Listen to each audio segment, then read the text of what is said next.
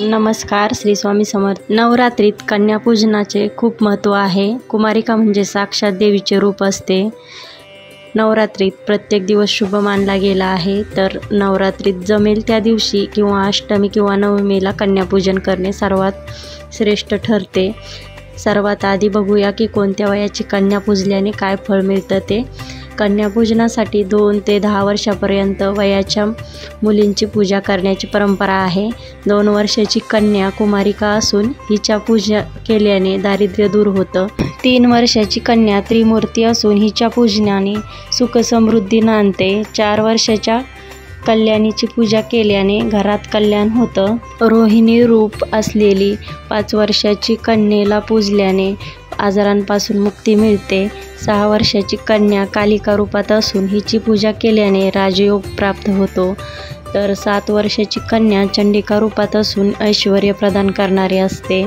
शांभवी रूपात 8 वर्षाच्या कन्येची पूजा केल्यास विजय प्राप्त होतो. 9 वर्षाची कन्या दुर्गादेवीचं रूप असून शत्रूंचा नाश करते. सुभद्रा रूपात 10 वर्षाची कन्या पूजल्याने सर्व इच्छा पूर्ण होतात. आता बघूया की कन्यापूजना दिवशी काय करावे. कुमारिका घरी आल्यावर त्यांना देवीचं रूप मानून त्यांचे मनोभावे स्वागत करावे. पाय धुवून त्यावर कुंकवाने स्वस्तिक काढावे. स्वच्छ आसनावर बसवावे.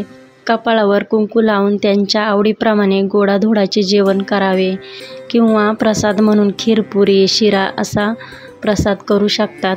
यथाशक्ती कुमारिकांना गजरा, दक्षिणा आणि भेटवस्तू द्यावी.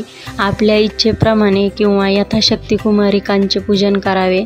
जमत नसल्यास एक कुमारिकेचे केले तरी फळ प्राप्त होते. किती कन्या पूजल्याचे काय फळ मिळते ते आपण जाणून घेऊया. एका कुमारिकेचे पूजन केल्यास ऐश्वर्य प्राप्ती होते. तसेच 2 कुमारिकेंचे पूजन केल्यास मोक्ष प्राप्ती होते. 3 कुमारिका पूजल्यास अर्थ, धर्म आणि काम प्राप्ती होते. राज्यपद प्राप्तीसाठी 4 कुमारिकांची पूजा केली जाते. विद्याप्राप्तीसाठी 5 तर षटकर्मसिद्धीसाठी 6 कुमारिकांची पूजा केली जाते. 7 कुमारिका पूजल्याने राज्यप्राप्ती तर संपत्ती प्राप्तीसाठी 8 कुमारिका पूजल्या जातात. 9 कुमारिका पूजल्याने पृथ्वीचे राज्य मिळते. कन्यापूजनात भैरव म्हणून एका मुलाला अर्थात मूल झालेल्या मुलाला बोलवावे. कुमारिका पूजनाची कथा. श्रीधर पंडित नावाचा देवीचा मोठा भक्त होता. एकदा नवरात्रात त्याने कुमारिकांना आमंत्रित केले. तेव्हाच भक्ताची परीक्षा घेण्यासाठी वैष्णोदेवी या कन्यामध्ये येऊन बसली. सर्व कुमारिका काही वेळाने आपापल्या घरी निघून गेल्या. मात्र देवी तेथेच बसून राहिली.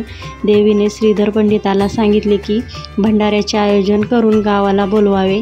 या भंडाऱ्यात भैरवनाथ आला आणि देवीने अंत करून त्याचा उद्धार केला, अशी एक कथा पुराणात असल्याचे सांगितले जाते.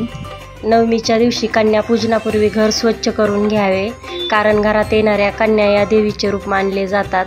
कन्यापूजनात 9 कन्या पूजने महत्त्वाचे असते. मात्र हे शक्य नसेल तर कमीत कमी 2 कन्यांना भोजन जरूर द्या. कन्यापूजन करताना त्यांचे पाय दूध किंवा पाण्याने आपल्या हाताने साफ करा, कारण त्यांना देवीचे रूप त्या दिवशी प्राप्त झालेले असते. त्यानंतर त्यांना स्वच्छ ठिकाणी बसण्यास सांगावे.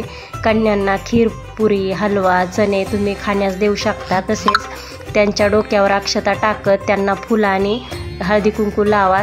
शास्त्रानुसार मुलीचा जन्म होऊन 1 वर्ष झाल्यास तिला कुमारिका म्हणून संबोधले जाते. तर ती 2 वर्षाची झाल्यास तिला कुमारी, 3 वर्षाची असल्यास त्रिमूर्ती, 4 वर्षाची असल्यास कल्याणी, 5 वर्षाची रोहिणी, 6 वर्षाची कालिका, 7 वर्षाची चंडिका, 8 वर्षाची शांभवी, 9 वर्षाची दुर्गा आणि 10 वर्षाच्या मुलीला सुभद्रा म्हणून मानले जाते. आता त्यांना दान देताना लाल रंगाची ओढणी, फळं, रुमाल, कपडे या स्वरूपात भेट दिल्यानंतर त्यांच्या पाया पडून आशीर्वाद घ्या.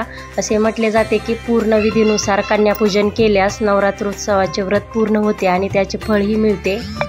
कन्यापूजा केल्याने सर्व देवींचा आशीर्वाद आणि कृपा मिळते. कन्यापूजनामध्ये कुमारिकांना दानात रुमाल, लाल वस्त्र, फळं, खेळणी यासारख्या वस्तू भेट म्हणून द्याव्यात.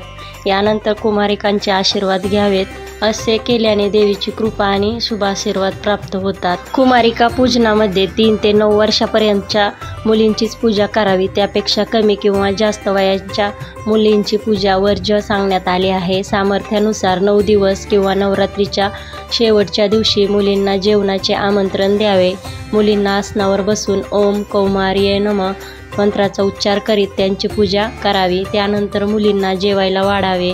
जेवणामध्ये गोड पदार्थ अवश्य असावे। तर ही माहिती आणि व्हिडिओ आवडला असेल तर लाईक, शेअर आणि सबस्क्राईब करायला विसरू नका। धन्यवाद। श्री स्वामी समर्थ।